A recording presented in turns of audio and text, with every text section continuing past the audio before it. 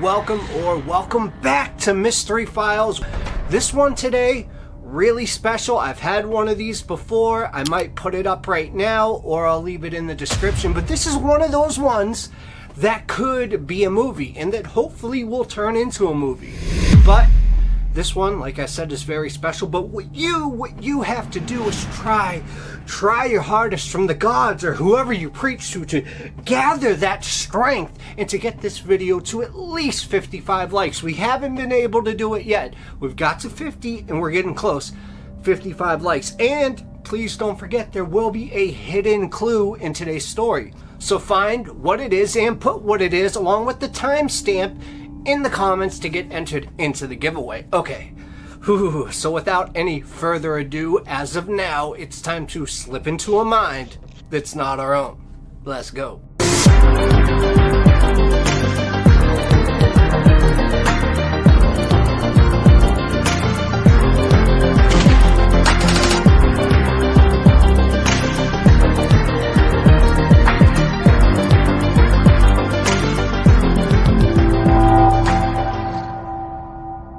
Dale Merle Nelson was a tortured soul, his inner demons brewing beneath the surface of his seemingly normal life. Living in Creston, British Columbia, he worked hard as a logger and hunted deer for sport on the side. But at home, he was anything but successful. Imprisoned and consumed by despair, alcohol became his solace, and LSD was his escape. I mean, he had a family to support, 3 children that looked up to him. Yet his drinking binges would leave them abandoned, confused, and scared. And his good moments with them would be few and far between, and only when he was sober. And in the early 1970s, a deadly combination of emotions pushed him to try to take his own life. Thankfully, he made it through alive and spent 2 months at Riverview Hospital in Coquitlam. Upon his release, the town of Creston was not prepared for what would happen next. Friday, September 4th, 1970, started out as an ordinary day in the life of Dale Nelson. He wasn't working that day, and so he drove into Creston. He purchased a 6-pack of beer and a bottle of vodka, and then proceeded to the Kootenay Hotel bar, where he hooked up with some of his hunting buddies. And he appeared in high spirits. Those buddies would later recall talking enthusiastically about the upcoming season. He also downed 8 beers in a couple of hours, but that was hardly unusual for Dale. He was walking straight and true when he left the tavern. But Nelson's next stop was the home of a friend, Maureen McKay, and he'd recently loaned Maureen his 7mm Mauser 98K rifle and wanted to know if he could have it back for a few days. He said, "I'm going hunting tomorrow," as he explained to Maureen, and Maureen, of course, returned the weapon. Nelson then drove back into town and bought several boxes of ammunition for the Mauser before convening to the King George Hotel to continue his boozing spree. He would remain there until 10:30 p.m. when the bar closed. But Nelson's friends had rented a room in the hotel and it was stocked with liquor. So Nelson would join them there for another hour and a half, drinking himself into a stupor. And when he eventually departed, it was just after midnight. A few minutes after leaving King George Hotel, Dale Nelson pulled his truck to a stop outside the home of Shirley Wazik, shared with her husband Alex and their 3 daughters, Debbie, who was 12, Charlene, who was 8, and Tracy, who was only age 7. Shirley Wazik was a distant relative of Nelson's, but the two of them were not exactly close, so it's uncertain why he chose this particular house. Perhaps it was because he knew that Alex Wazik was out of town, so Shirley and her daughters were unprotected. In any case, Nelson walked right onto the porch and tried the front door. And as he goes, he finds that it's unlocked. So he enters, and then standing in the dark for a moment before he saw a light go on down the hall and heard footsteps approaching, rooting around in the darkness, his hand brushed against something smooth. So he lifted up the object, appreciating its weight, and Shirley Wozik was surprised to find Dale Nelson standing in her living room in the middle of the night, and surprised to see that he was holding the home fire extinguisher. Dale? She started to say that, and that's all she got out, because Nelson swung the extinguisher and knocked her out cold with one single blow. He then dragged her into the bedroom and laid her out on the bed before binding her hands and feet using items from her underwear drawer. With that done, he proceeded to the bedroom that 8-year-old Charlene shared with 7-year-old sister Tracy. Now, while all of this was going on, the eldest of the Wozniak siblings, 12-year-old Debbie, had been woken up from her sleep. So as she creeped out her bedroom door, she peered out into the hall just in time to see a man entering her sister's room. And of course, Debbie's first instinct was to alert her mother. So she waited until the man was out of sight, and then she tiptoed down the passage into the master bedroom. There, she was shocked to find her mom tied up on the bed, unconscious and bleeding from a head wound. She kind of tried to prod her mother awake, but when that didn't work, she loosened her hands and feet and tried to lift her from the bed. And it was at that moment that Debbie heard a blood-curdling scream coming from her sister's bedroom. That was when she knew that she had to go for help. Using the fire extinguisher, she smashed the window and then climbed through, escaping the room just as an ominous figure approached the doorway. From there, she was sprinting, running hard for her neighbor's house, Maureen McKay, the same Maureen McKay who had returned Dale Nelson's borrowed rifle earlier that day. Listened to the little girl in her frantic story and then called the Royal Canadian Mounted Police. So RCMP officers arrived soon after, and they walked in. One of the bloodiest crime scenes any of them have ever attended. Shirley Wozik was dead. Her skull was beaten to a bloody pulp with a fire extinguisher. Even worse was to be found in the little girl's bedroom. 7-year-old Tracy had been literally torn apart. Her abdomen ripped open from her neck to her legs, and her innards were exposed. And even more sickening was evidence that the killer had chewed on Tracy's intestines and then bolted down flesh and the half-ingested remnants of the child's last meal.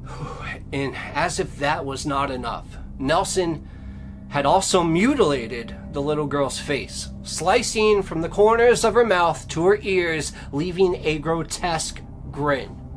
And given these horrible mutilations inflicted on Tracy, the police did not hold out much hope for finding her sister Charlene alive. The 8-year-old was missing from the house, and there were genuine fears that Nelson had carried her away to do her whatever his sick mind wanted to conjure and do. And if he'd done so, it must have been on foot, since he had left his truck behind at the scene. That at least meant that he couldn't have got far. But time was of the essence, and the officers quickly organized themselves into a search party. Sorry guys, I forgot to mention, but this story is extremely explicit, and it's extremely hard for me to tell, so just bear with me. And the police were just about to enter the woods when Charlene emerged. Severely traumatized, but physically unscathed. Somehow, she'd managed to escape the killer. But there were others in danger from Dale Nelson, most specifically his own family. And that's when me, Mr. mrefiles, didn't really feel like doing this bit on such a serious story, but he said, listen guys, that could be a diversion. You might not want to leave his truck. That's all I'm gonna say. They looked at me and they said, you're just a kid. You have no idea what you're talking about. We're the real pros. We're the police officers. Let us do our job. I said, okay, but I will be telling the story in the future years, and if you mess this moment up, it could indeed affect more lives. With this in mind, officers scrambled for their vehicles and raced for the Nelson residence, where they woke up a startled Annette Nelson from sleeping and told her to round up the boys. They were being placed in protective custody, but unfortunately, the Mounties had failed to secure the crime scene. By the time they returned to the Wozniak residence 15 minutes later, Nelson's truck was gone. So too was the body of Tracy.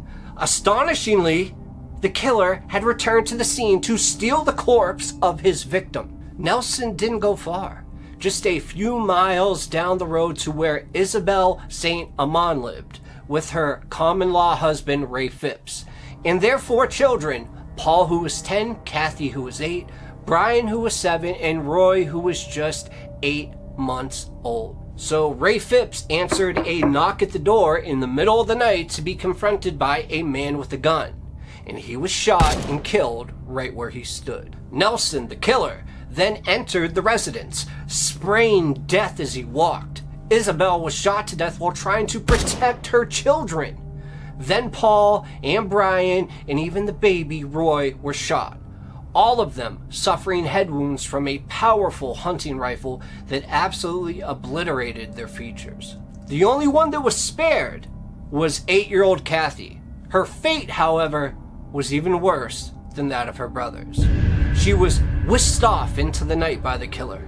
So as of now, a massive manhunt was now underway, with a large contingent of police scouring the rugged woodland, and brush pilots employed by local logging concerns provided support from the air. And by late afternoon, they had gotten their first break, because Nelson's truck was found stuck in a ditch near West Creston.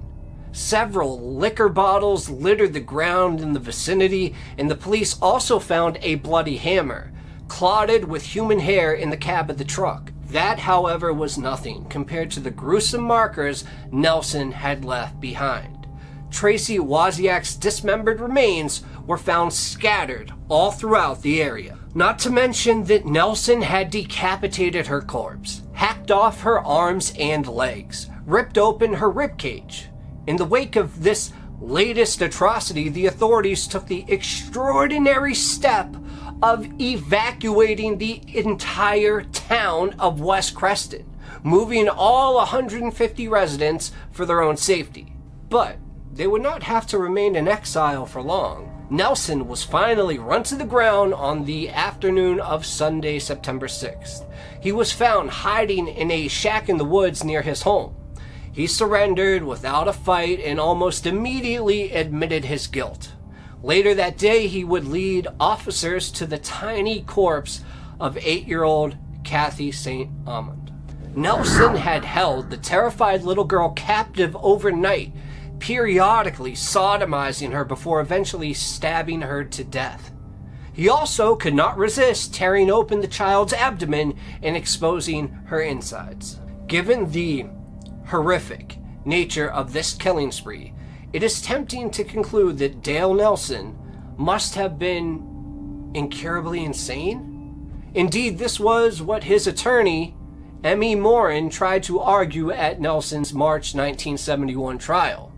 The court, however, was disinclined to grant him that latitude, and he was found sane and guilty. Canada still had the death penalty at that time, but Nelson would be spared the punishment that many thought he deserved. He was sentenced to life in prison, a sentence that would make him eligible for parole in 25 years, and if that were granted, Nelson would walk free in his mid-50s. How is that possible, Canada and America and wherever? This is ridiculous. And even though the prosecutors assured a fearful public that they had a plan for that eventually, Nelson had only been tried for 2 murders, Tracy Wozniak and Kathy St. Amand. Now, should he ever be paroled, he would be brought before the courts again to answer for the other 6 murders he committed. But in the end, none of that mattered, because Dale Nelson died of throat cancer in February 1999 while he was still incarcerated. 36-year-old Brenda Sue Schaefer was generally a happy person. And over the last few weeks, her friends and even some of her family and coworkers started to detect these problems between the two. And when I say between the two, it's because Brenda had been dating 50-year-old Mel Ignatow for 2 years. And recently, people started to know these things about Mel that were going on, and they just thought that he wasn't a good mix for Brenda. And Brenda, at this point, had had enough of Mel and decided to end the relationship. But Mel was very just possessive. He was very controlling. And he was also physically and emotionally abusive. And he was also sexually abusive. And pressuring Brenda to marry him. Brenda told her friends, all Mel thinks about is sex. And himself. It's like he wants to own me. He literally wants my body and soul. So finally, in September 1988, Brenda told Mel that she was moving on with her life and arranged to meet with him to give back the jewelry that he once bought her. And on September 24th, she drove up to his house in Louisville, Kentucky just to do that. But suddenly, right after this, Brenda went missing. Now, Mel Ignatow, of course, was the initial suspect when Brenda's car was found the next day and it was totally abandoned. The vehicle had been left on the street less than a half of a mile away from the house that she shared with her parents. And now, having found this vehicle, Brenda's father phoned Ignatow and asked him about Brenda's whereabouts.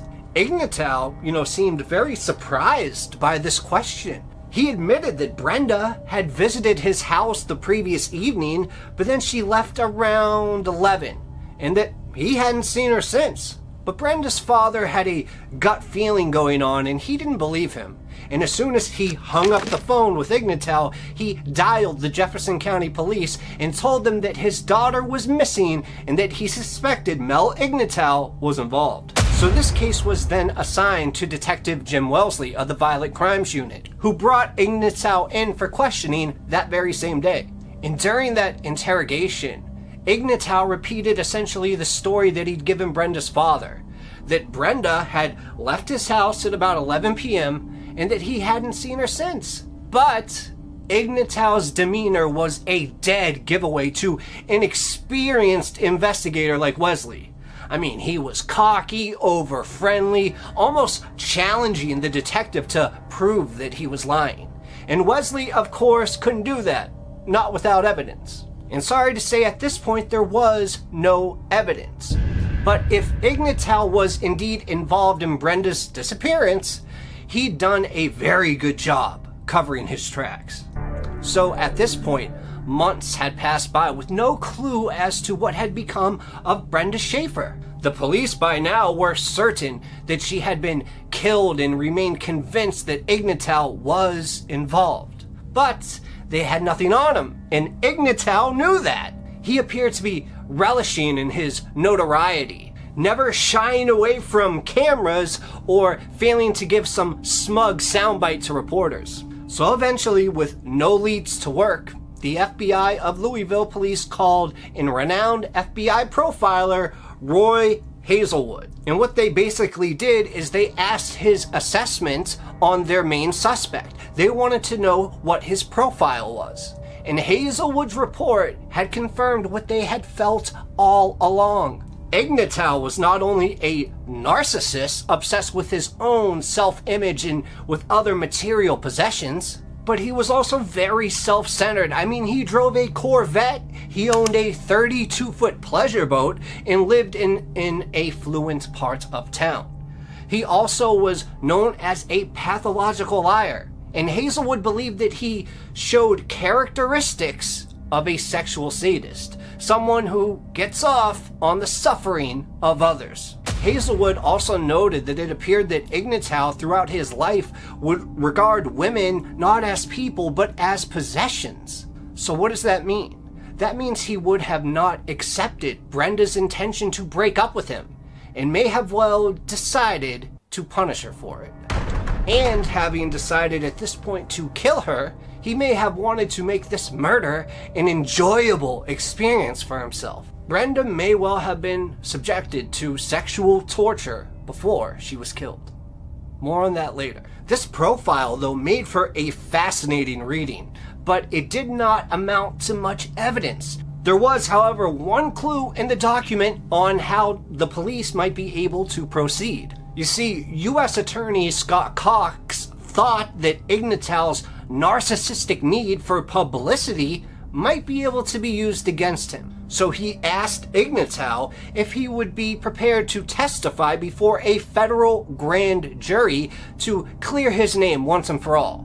And Ignatal, of course, jumped at this opportunity. There was no way that he was going to miss out on the moment in the spotlight. And the police, their main hopes throughout this was that Ignatal would slip up and tell the grand jury testimony something that he didn't want to release from his lips. And he actually did make one major mistake. He mentioned the name of his former girlfriend, Mary Ann Shore. So at that point, then Shore was hauled in to testify, and she was not quite as sharp as Ignatal. And asked whether she had ever met Brenda Schaefer, Shore said that she had, but only once. And then she was asked to describe what Brenda looked like. And she said, "You mean the last time I saw her?" Whoops. Right then, realizing her mistake, she got up and then fled out of the courtroom. The police now had a weak point to probe at, and they brought Mary Ann Shore in for questioning and then leaned on her some more. And before long, she had cracked, admitting that she had been present while Ignatal was torturing Brenda. The murder, she said, happened at the Louisville home that she had been renting, and Ignatal had made elaborate preparations, carrying out scream tests to try and determine whether the neighbors could be able to hear any cries for help, and also digging a deep hole in the woods behind his property to serve as a makeshift grave once things were done. And it was at that moment that Brenda was lured into Shore's home after returning the jewelry to Ignatal. She was then overpowered at gunpoint, tied up, and subjected to hours of sexual torture, during which she was sexually assaulted, sodomized, and beaten. Shore admitted that she was present during this ordeal and even confessed to taking pictures of Brenda being assaulted. However, she was adamant that she had not witnessed the murder. According to her, Ignatal had brought a bottle of chloroform with him and had later told her that he had held a chloroform-soaked rag over Brenda's mouth. And then once it was over Brenda's mouth and her nose, he just kept holding it there, not only in allowing her to pass out, but then killing her. And it was at that point, unfortunately, that Brenda stopped breathing and died. Shore insisted that she did not participate in the actual killing part. Nonetheless, she was an accessory at best and might even find herself charged as a murder co-accused. She could even be looking at life in prison or possibly even the death penalty. So, faced with these potential outcomes, Shore begged prosecutors for a deal. And of course they agreed, offering to drop all charges except that of tampering with evidence. In exchange, she would testify against Ignatal at trial and would also wear a wire in this attempt to get an admission of murder out of him. So on January 10th, 1989, Mary Ann Shore led the police to Brenda Schaefer's body that was buried in the woods behind Shore's house. Brenda was then lifted from the ground 16 months after she had officially disappeared. Shortly thereafter, Mel Ignatal was finally arrested and charged with her murder. And it would be 2 years before he was brought to trial in Covington, Kentucky. But the case against Ignatal was far from solid. You see, the advanced decomposition of the body at that point made it impossible to retrieve any physical evidence, and the prosecution could not even say with certainty how she had died. The case, therefore, rested heavily on Mary Ann Shore, and unfortunately, she turned out to be a terrible witness. Weighing in at over 200 pounds, Mary Ann arrived into court looking totally unprofessional. She was wearing this mini skirt, and when I say mini skirt, I mean a mini skirt, which was hiked high up her thighs as she sat down into the witness box. Bad start. And she appeared to regard these proceedings as a source of amusement, joking and giggling her way through her testimony. Then, under cross-examination, she was visibly flustered when the defense attorney suggested that it was her who had killed Brenda Schaefer, and that she had done this for a plausible reason, because she came into this jealous rage over Ignatal's affections of Brenda.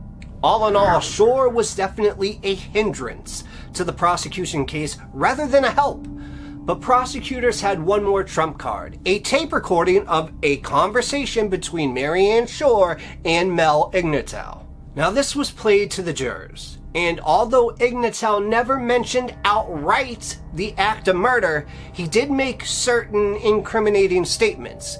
Unfortunately, one crucial word was obscured by static. The prosecutor insisted that Ignatow had said the word site as in referencing to the place where Brenda was buried. But the jury heard it differently. They were sure that he said safe and interpreted this as a reference to a buried strongbox perhaps containing valuables. Site, safe.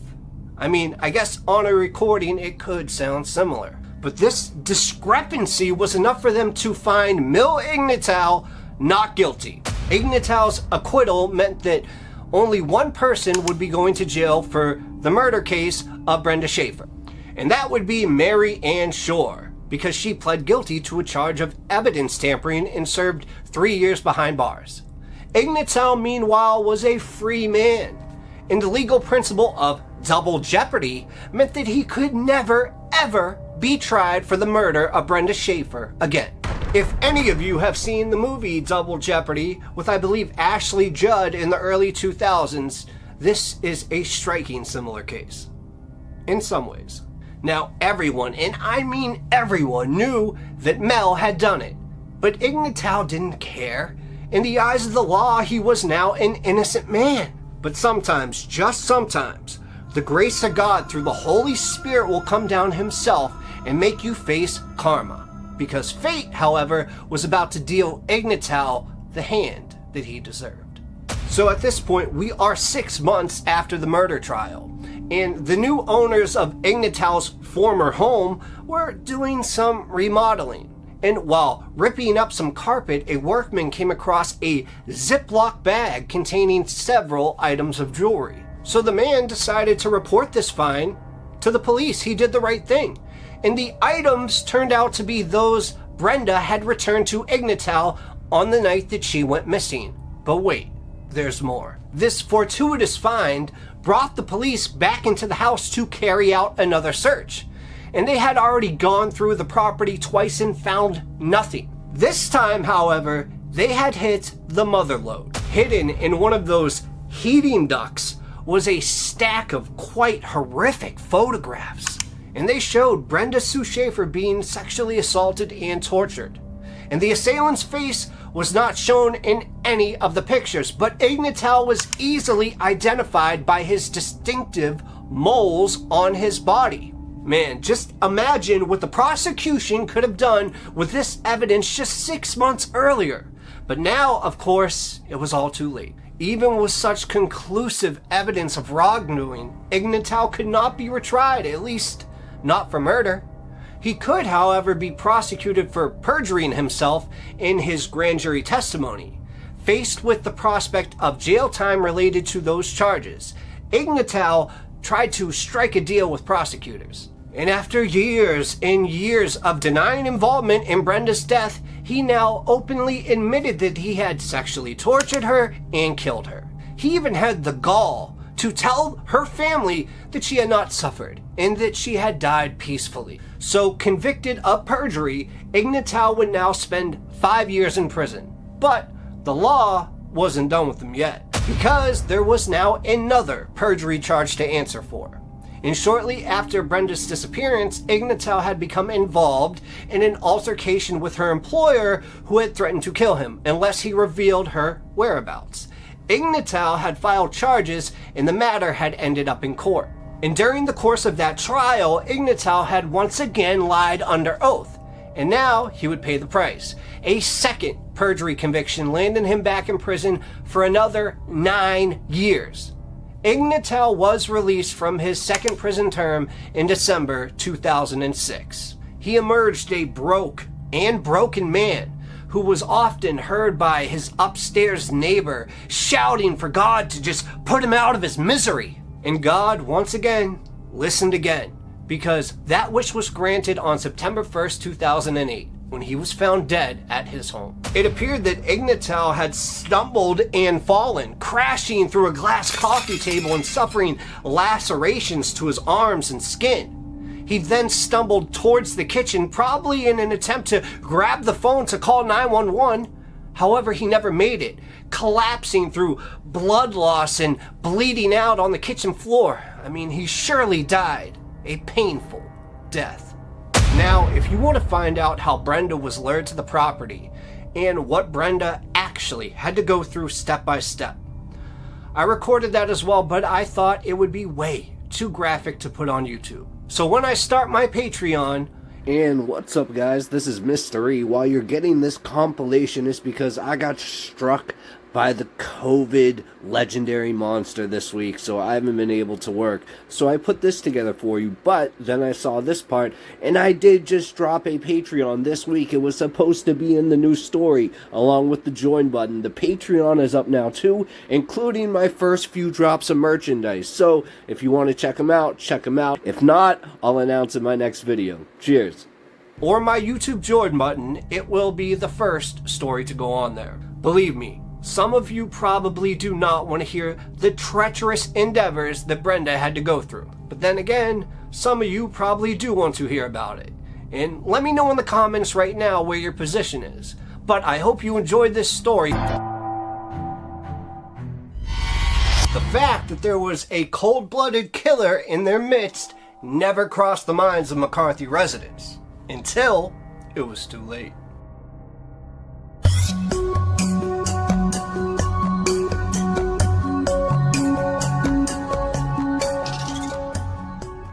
In 1983, Les Ann Flo Heglin's home in McCarthy, Alaska, was the gathering spot where the 22 residents of the Kennecott-McCarthy area waited for the weekly mail plane. Now, the Heglins lived near this small airstrip where these planes would land, and not only did they offer their hospitality, but even built an addition onto their front porch where they left uncollected mail and groceries so nearby residents could drop by at their convenience to, pick up their mail. Now, the Heglins owned the only two-way radio in the area strong enough to communicate with the outside world, and they relayed daily weather reports to the Federal Aviation Administration office in Cordova. Now, the Heglin house was more than just a place for residents to sit and wait for the plane to arrive. Except for the mail plane pilot, the Heglins were the McCarthy residents' lone link to civilization. And Tuesday, March 1st, 1983, was mail day.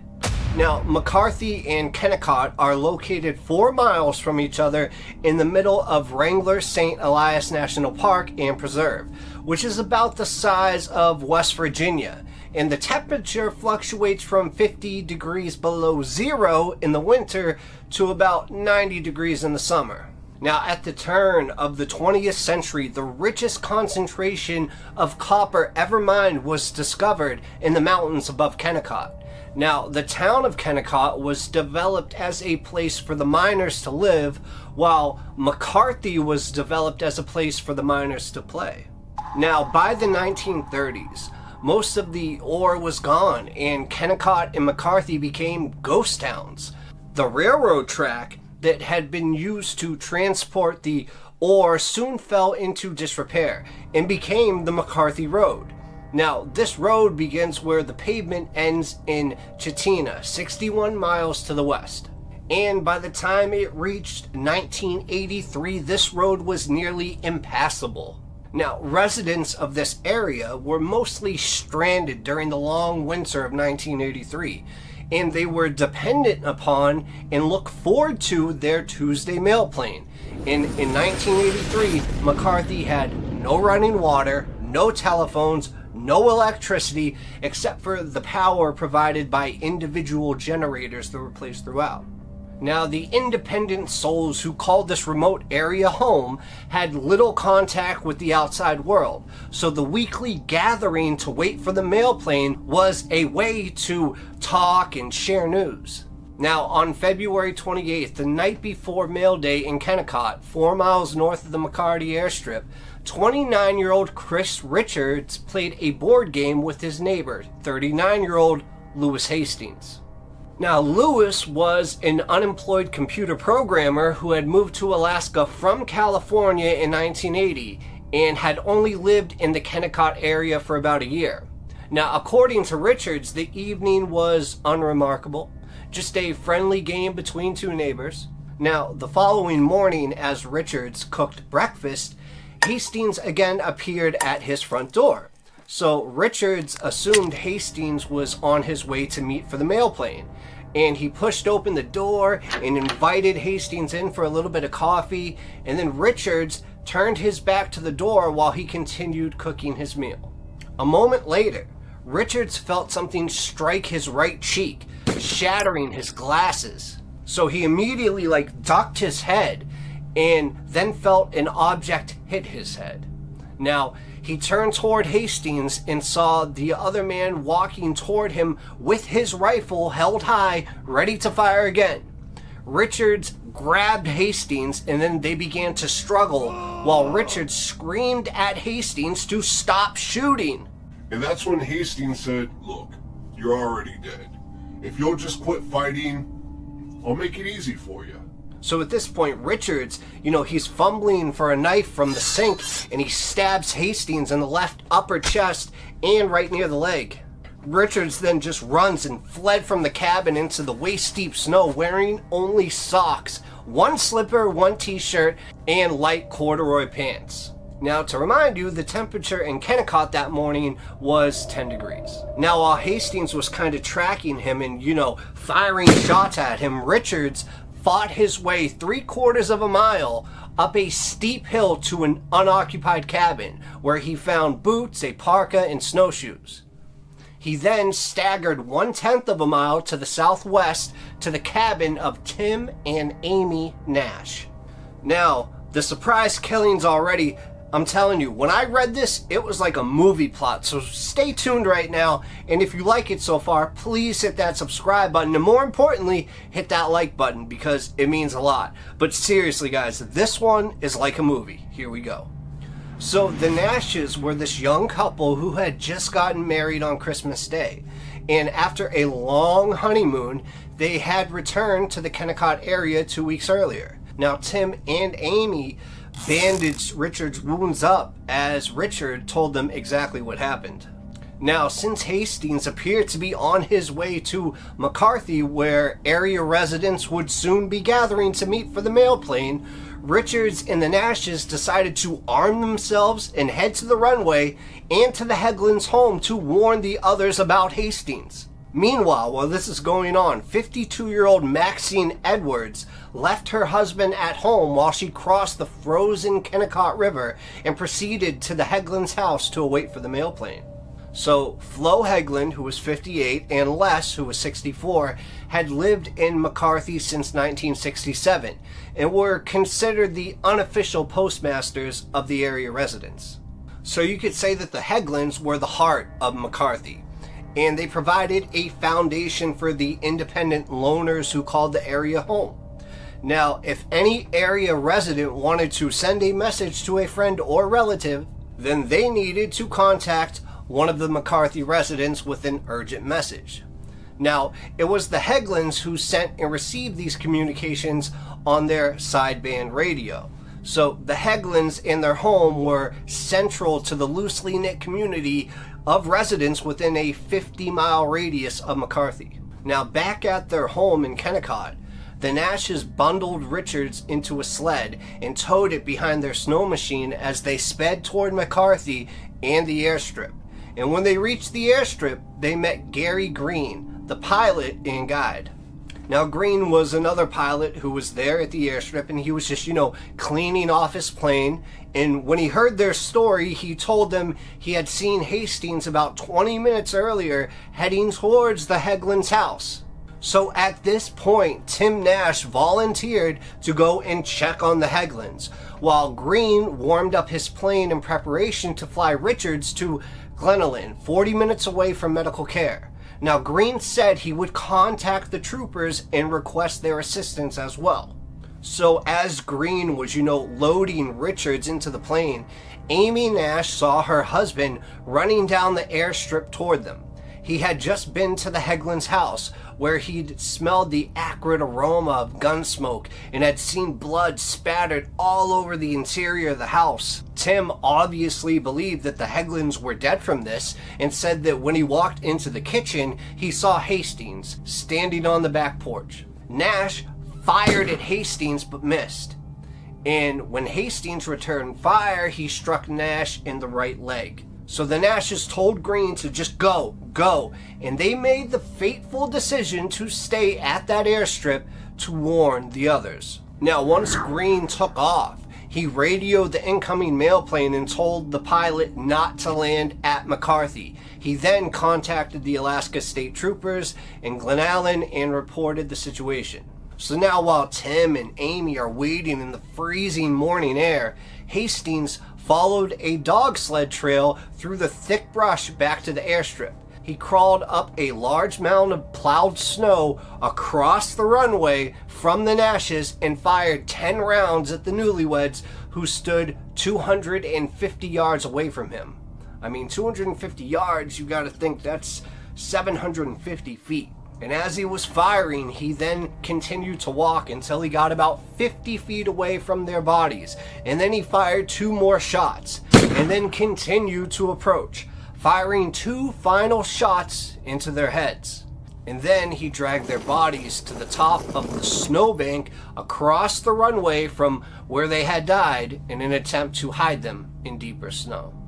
Now, soon after Hastings climbed the snowbank, 2 more area residents, Harley King and Donna Byram, arrived at the north end of the airstrip on King's snow machine. Harley King, 61 years old, and his wife Jo had lived on their homestead 15 miles west of McCarthy since 1966. Now, Jo was a well-known bush pilot and flight instructor that had flown her plane to Anchorage and was waiting for the weather to improve before flying back to McCarthy. So she was not home that fateful day, but her husband had agreed to give Donna Byram, 32 years old, a ride to the airstrip, and Byram, who lived between the King's home and McCarthy, was planning to fly out on the mail plane. So Byram at this time saw these large blotches of blood on the snow-covered airstrip, and then spotted Hastings standing right on the snowbank. And then as they approached closer, Hastings opened fire on them. Byram was standing on the sled behind the snow machine, and she saw bullets hit the machine and King. 1 bullet hit Byram in the upper right arm, and King drove the snow machine as fast as he could towards the south, away from Hastings. But one of Hastings' shots had broken his leg, and he soon lost control. So the snow machine crashed and threw King and Byron to the runway near the path leading to the Heglins' home. Now, at this point, Byram tried to load King back onto the sled, but Hastings was just quickly approaching. So King told her, he couldn't move, and urged her to go to save herself. And after a moment's pause and hesitation, Byram fled toward the Heglins' home. And as she ran, she heard 2 shots and knew that was King, and now he's dead. So when she reached the Heglins' house, she saw the front door had been kicked in. So she ran to the greenhouse and hid outside. And as she huddled there, literally shivering, she heard Hastings approach, calling out, "One not dead, one not dead." And she held her injured arm and fought to stay quiet. Now, at this point, she was certain that she was about to die. She heard Hastings' footsteps on the porch and knew he would soon find her. But then he abruptly turned around and sped off on the Nash's snow machine. Hastings headed west on the McCarthy Road, where the troopers from Glen Allen easily intercepted him by helicopter. Hastings literally waved to the troopers when they landed and told them he was Chris Richards, and explained that Lou Hastings had gone berserk and was shooting up McCarthy. The troopers knew Richards was already in Glen Allen, though, And this man fit the description of Lou Hastings, so they arrested Hastings without incident. So now with Hastings, handcuffed and restrained in the helicopter, the troopers continued to McCarthy, where they found the bodies of Tim and Amy Nash and Harley King on the runway. They were all dead from gunshot wounds, with final kill shots to each of their heads. Then, inside the Hegland's house, the troopers discovered the bodies of Les and Flo Hegland and their neighbor Maxine Edwards, stacked in the bedroom. A bloody, fur-covered silencer sat on the nightstand right beside the bodies. Troopers found the injured Byram outside the greenhouse and helped her to the helicopter. She was then forced, though, to share the ride to Glen Allen with the man who had murdered her neighbors and had tried to kill her. So I'm sure some of you want a reason, and luckily I have one. So when people ask why did Louis Hastings go on this murderous rampage and kill his neighbors, well, the reason is nearly as bizarre as the crimes themselves. Hastings was actually an intelligent computer programmer who had worked at Stanford University in the late 1970s. But like many people who moved to Alaska, he left the overdeveloped area where he lived in California with dreams of starting a new life in the unspoiled wilderness of Alaska. At first, he and his wife, they settled in Anchorage, and he started a computer service business out of his house. But by 1982, his business and marriage had failed. And that's when he began to spend more and more time at his cabin in Kennecott. Now, Alaska's economy was booming in 1983 due to the construction of the Trans-Alaska Oil Pipeline that carries oil from Prudhoe Bay south to the port of Valdez on Prince William Sound. So the state, at this point was flush with money and in the midst of a construction boom. Now, Hastings hated the pipelines and related development that it had created, and he felt that the state's newfound prosperity would ruin his lifestyle that he had dreamed of when he moved to Alaska. So it became his mission to destroy this pipeline. Now, Hastings had plans to arrive in McCarthy before the mail plane and kill anyone who showed up to meet for the Tuesday plane. But that was only part one of his plan. Next, he would kill the mail plane pilot and actually steal the plane.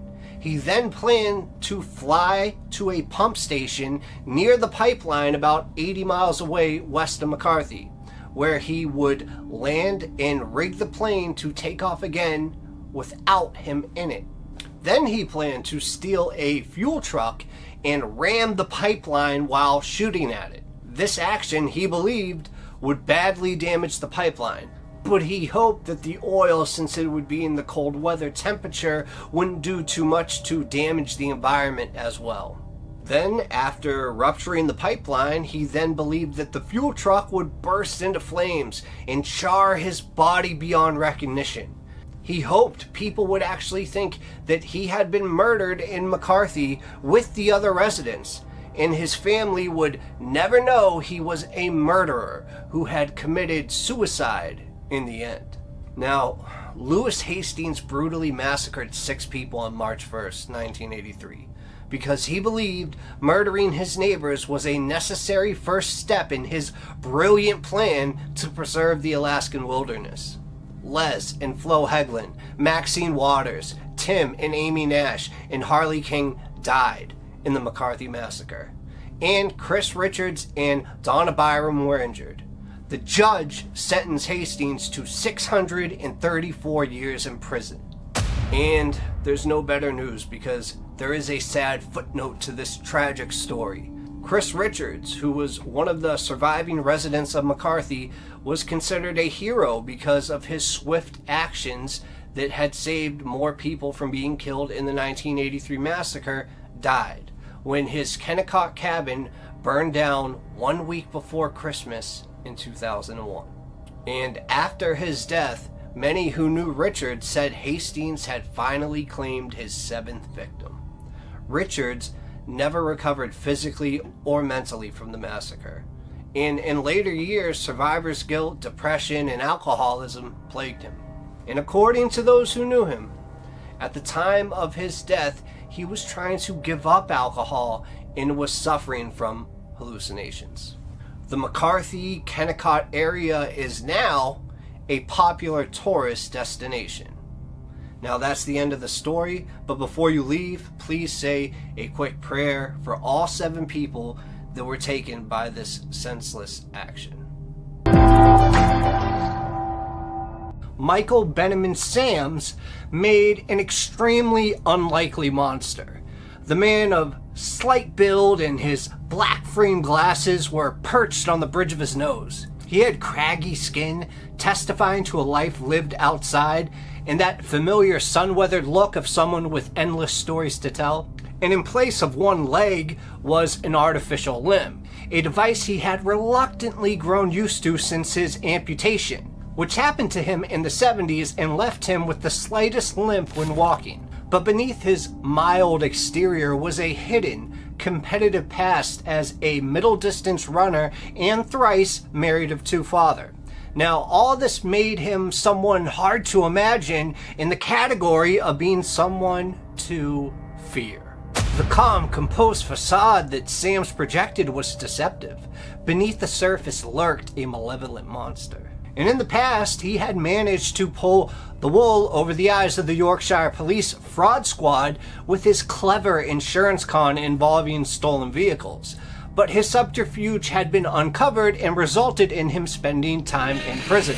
Now, however, Sams had cooked up an even more wicked plan, which involved kidnapping young women and demanding ransom money for their safe return. The authorities, he realized, were not willing to negotiate when human lives were on the line. That's why on Tuesday the 9th of July 1991, Sams drove to Chapelton's red light district in Leeds and picked up an inexperienced prostitute named Julie Dart. And being new in the business meant that she wasn't as cautious or aware as more seasoned street workers would have been.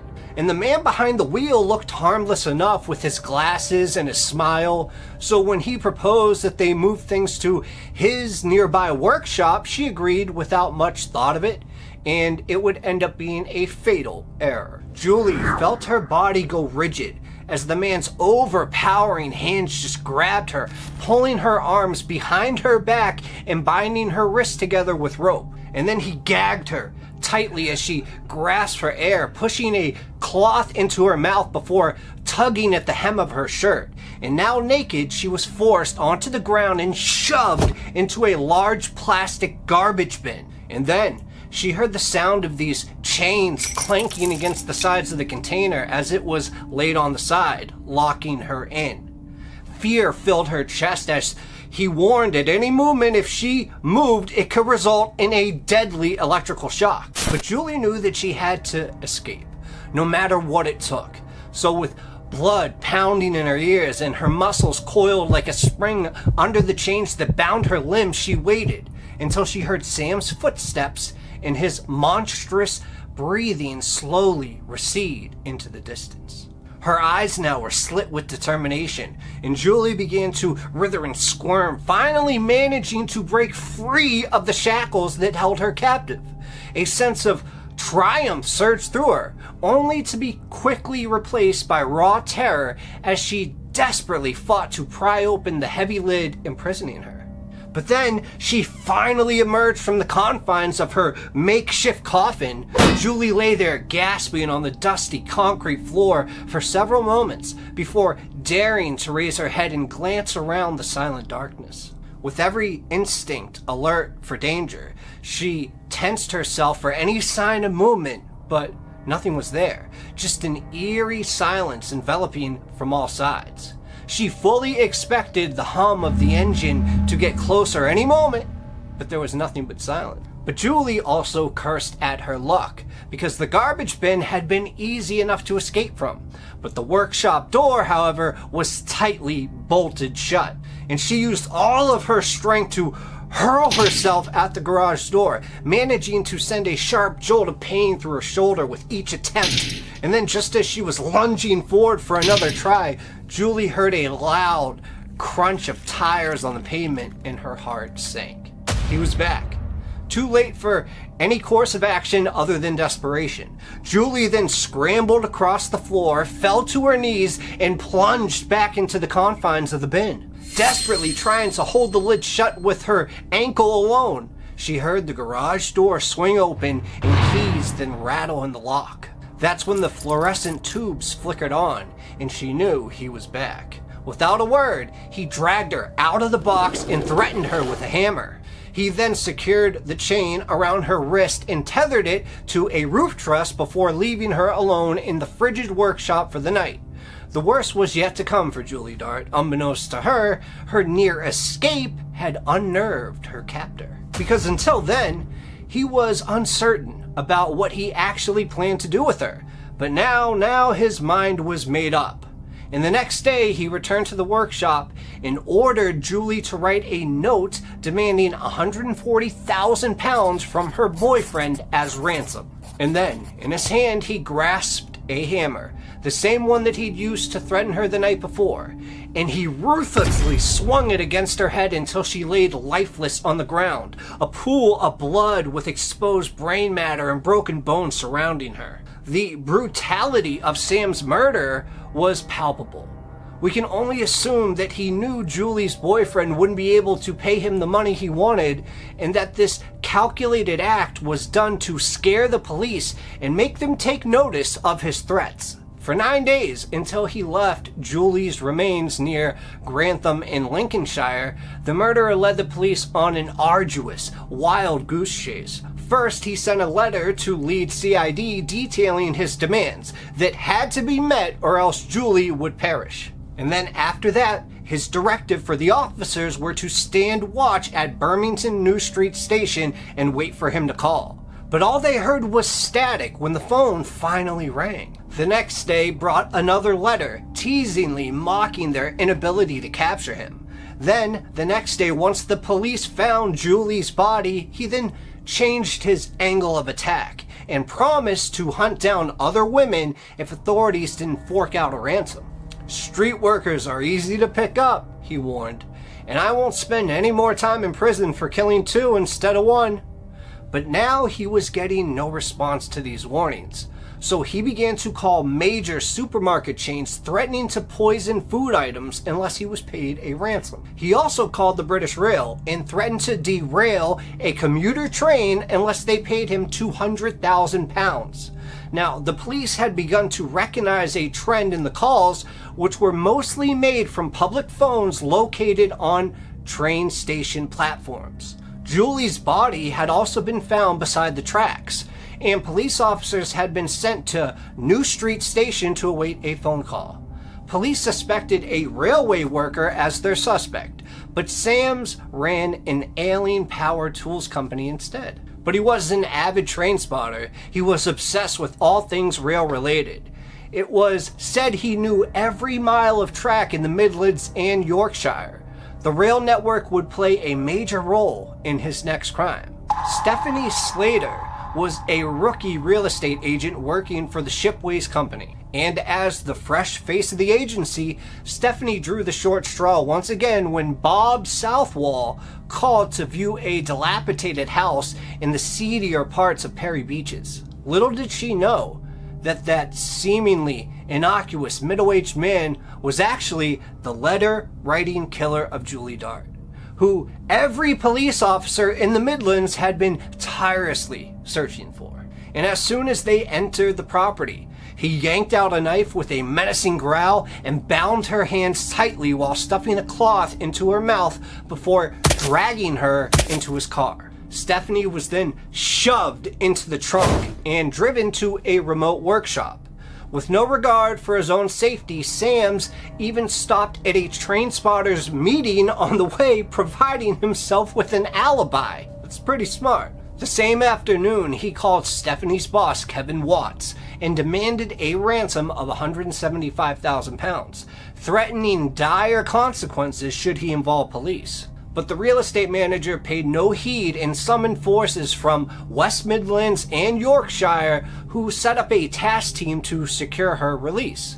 And they were given some hope when Sams called Stephanie's parents, playing them a recording of her voice, indicating that she indeed was still alive. And in the days following, the details of the drop were sorted out. Sams was very meticulous with his directions. He wanted only $10 bills, $20 bills, and $50 notes to be present, all bundled up in plastic wrappings with a thickness of no less than 120 microns. Watts was chosen to make the delivery himself, and it goes without saying that the police had to stay away from the scene.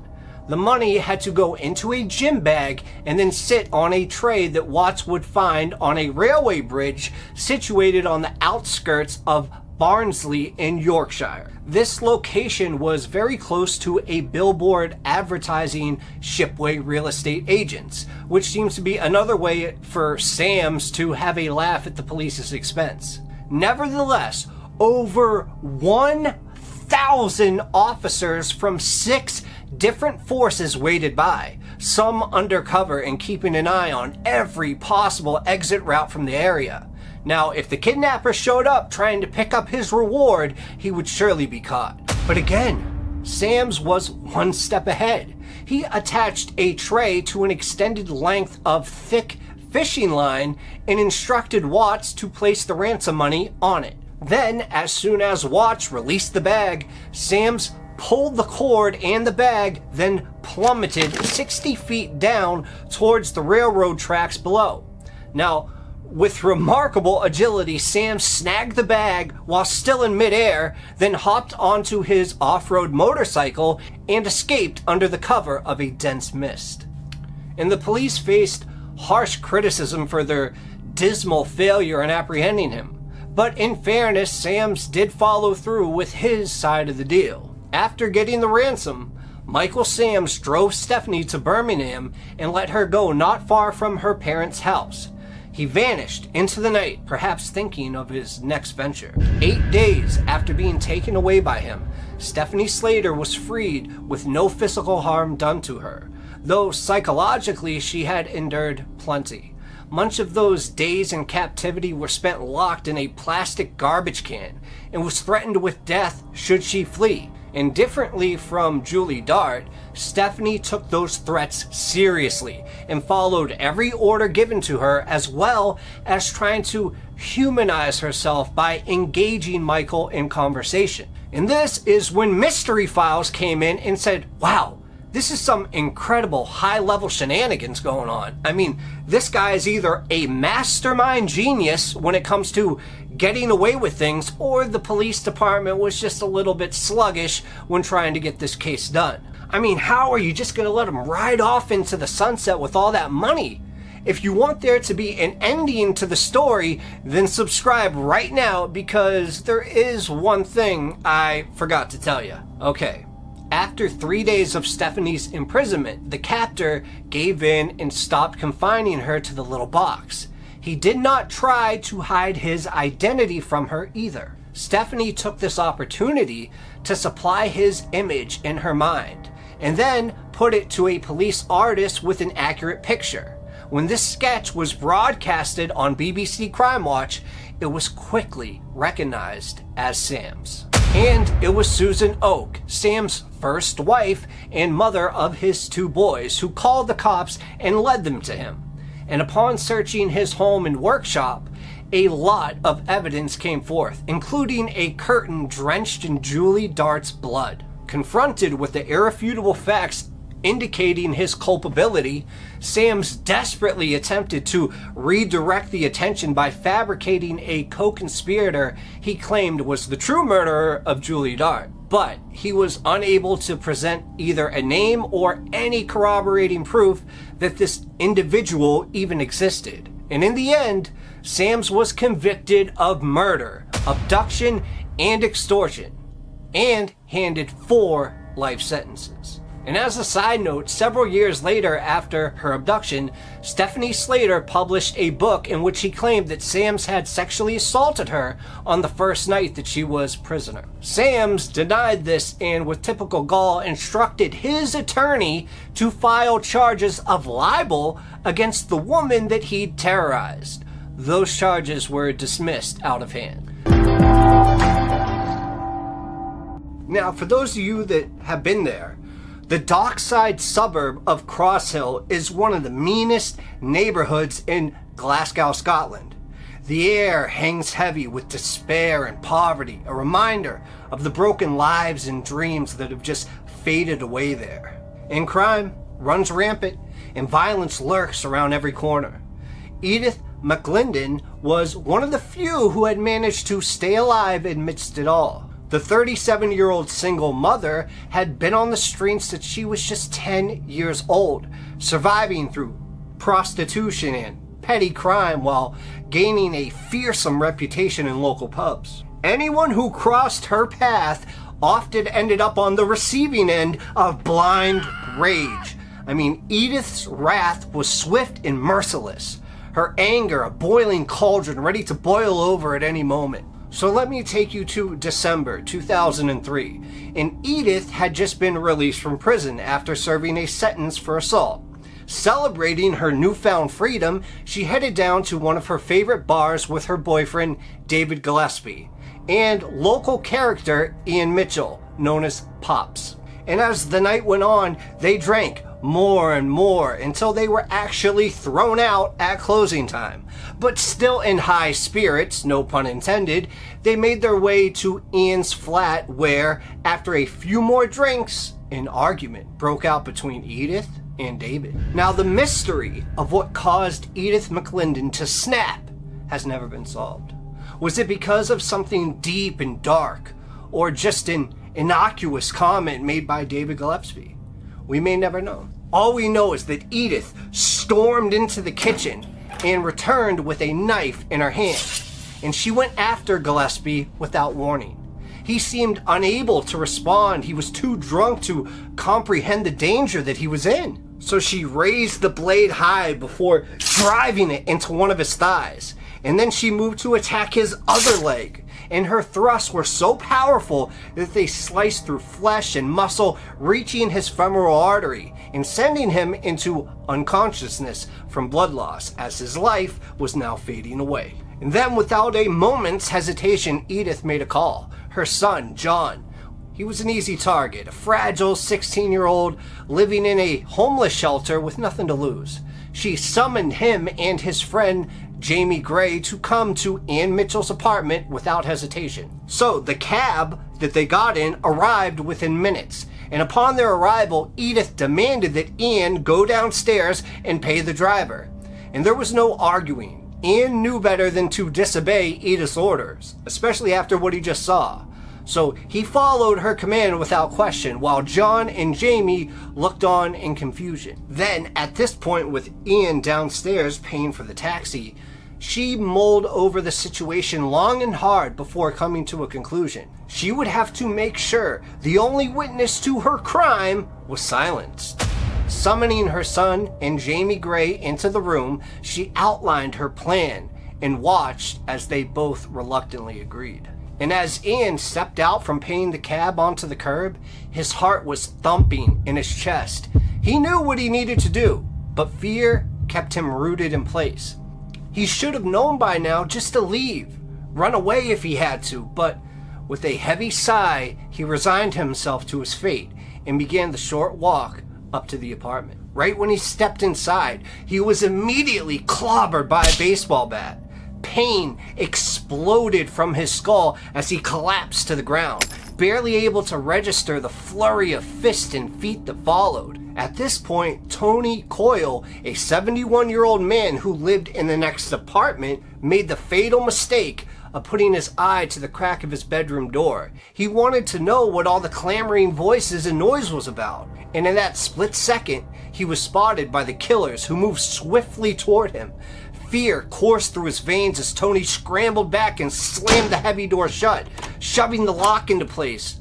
But this would be in vain. because it was at this point that John McLinden had an electric screwdriver and he pried his way into the door. Then with one mighty shove, Jamie Gray burst in and immediately tore into Tony, mercilessly beating and hacking away until the old man laid dead on the floor, surrounded by a pool of his own blood. After this, Jim Sweeney was rudely awakened in the small hours of October 17th by someone just pounding on his door. And when he opened it, Edith McLinden stood there, her eyes wild with fear, and she said something terrible has happened. So she begged him to come with her to Ann Mitchell's apartment. And although disgruntled at being dragged out of bed for what appeared to be some drunken argument, Jim accompanied her nevertheless. And when they walked into Ann's apartment, Jim recoiled in shock. Everywhere that he looked, thick droplets of blood had been splattered across the walls and the ceiling, dripping freely from the drapes and furniture in an otherworldly display of carnage. His knees shook as he stumbled back to his own unit and dialed 999. The scene of horror was beyond comprehension. Forensic examination revealed the telltale signs of a brutal struggle. Shards of skull bone, clumps of hair, and swatches of skin from 3 victims strewn across the floor. Ann Mitchell just laid motionless in a pool of his own blood in the living room. Tony Coyle had been fleeing to his bedroom when he was beaten to death. Eden McLinden sat on the couch, cradling her dead lover, pleading him to wake up amidst the carnage. And then later, she claimed to police that she had fainted during the altercation and only awoken after to find the apartment in disarray. But no one, and I mean absolutely no one, believed her story. It was clear that Edith had been there all along. I mean, the police didn't buy one word of her story. They were also sure that she had an accomplice. No one, not even the formidable Edith, could have committed such a heinous crime alone. For now, though, they couldn't prove Edith was lying and they let her go. In the meantime, the apartment was being searched for evidence. Sadly for Edith, her freedom would be short-lived. Across town at a homeless shelter, her son was bragging about the murders to Brian Gallagher. John had a terrifying story of violence to tell. With pride, he recounted the multiple murders that he had committed, claiming that those 3 men had disrespected his ma and tried to assault her. And that's when John said, "I stabbed one of the guys in the legs, man, and you should have seen it. Blood was everywhere." And Gallagher, not wanting to hear the gory details, nonetheless nodded and grunted in all the right places as John continued talking. And once free from John's presence, Gallagher quickly called the authorities with what he knew. John was soon arrested and easily gave up his friend Jamie Gray as well. The grisly triple homicide became known as the House of Blood murders and made headlines all across the UK. And the killers stood unfazed in the dock as they entered not guilty pleas during the May 2005 trial. Their callous behavior was evident as they could be seen laughing and exchanging jokes. But their jovial demeanor soon vanished when the judge permitted for a video tour of the crime scene to be shown. The prosecutor warned the jury that the footage would be disturbing. It was a harrowing understatement of what lay ahead. So as the camera just scanned through the squalid apartment, one could immediately spot furniture thrown about haphazardly and broken bottles of alcohol strewn across the floor. But more obvious were the red-stained murder weapons, a hammer, a golf club, baseball bat, and lumps of wood, and even an electric drill. Then came images from the walls and ceiling, which resembled something out of a slaughterhouse. And finally, there was a close-up shot that revealed clumps of hair with small patches of scalp still attached, eliciting shock and disbelief from some of the jury members as they screamed out. At that moment, a brief recess was taken after the defense requested it, and upon their return, the judge received word from the defendants that they wanted to change their pleas. Now they each wanted to plead guilty, but for only one murder each. Edith would take responsibility for Dave Gillespie's death, John for Ian Mitchell's murder, and Jamie Gray for Tony Coyle's killing. The three were sentenced to life in prison, but with surprisingly low tariffs. Edith was only given 13 years, and the two minors were only given 12 years. And all three of them laughed and joked as they left the courtroom. And that's when me, Mr. E-Files, came into the courtroom, looked straight at the judge, and said, "Are you kidding me? They just murdered 3 people, and they did it with malice, and you're gonna let them go out in the streets in 12 and 13 years? I order you to change your mind." The judge then grabbed his gavel and he said, "I have no idea who you are." And I said, "I am Mystery Files, and I will cover this story in the near future, and I hope you subscribe to my channel." He said he wasn't impressed. He slammed the gavel. He told me to get out of there. I said, "All right." What? Can't win them all, folks. So at this point, Edith arrived at HM Prison, Cornton Vale, brimming with arrogance and a desire to be recognized as the head of the House of Blood murders. However, she soon encountered inmates just as tough as herself, who expressed their utter disdain with her actions, and after a few threats were made against her, she immediately muted that attitude. And to this day, she has stayed quiet, though she has been involved in several well-known relationships within the prison walls, notably with killer chef Pamela Gurley. Doesn't it just make your blood boil when you hear something like this and you find out that they get less of a sentence than some local drug dealer? Something has got to change. Moral of the story, we need to reform some stuff, because 3 different murders by truly one mastermind, Edith, who will never be forgotten, but for the worst of ways, should be doing nothing less than life in prison. It was supposed to be the height of the festive shopping season at Clackamas Town Center Mall. You could hear the Christmas tunes were piped through the speakers, and kids posed for photos with Santa, and hordes hauled bags brimming with gifts and goodies. This suburban Portland hub was a haven of holiday cheer and capitalist splurge, until, that is, a lone gunman turned this spot into a kill zone. The first pops and screams were heard around 3:30 p.m. near the mall's center atrium. Shoppers enjoying post-purchase snacks in the food court stopped mid-bite at the nightmare sight that was emerging. And that's when this tall, masked man, moving with frightening purpose, brandished a loaded AR-15. "Everybody get on the ground. This is for real." The shooter shouted as he unleashed a barrage of bullets toward defenseless families and teens. Scores of them dropped to the tiles, bleeding, and others took off sprinting. The parents just would grab their children and make desperate dashes to any exit in reach.